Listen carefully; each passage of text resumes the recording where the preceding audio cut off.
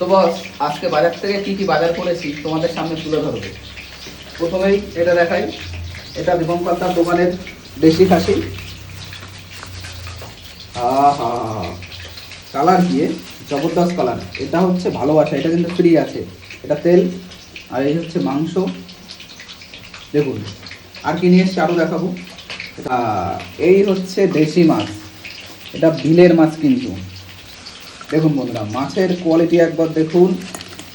দেখুন পুরো জ্যান্ত মাছ, সব লাফাচ্ছে, টক টক টক টক করে লাফাচ্ছে। টপ কোয়ালিটির মাছ। ট্যাংরা মাছ, সাইজটা একটু ছোট। দেখুন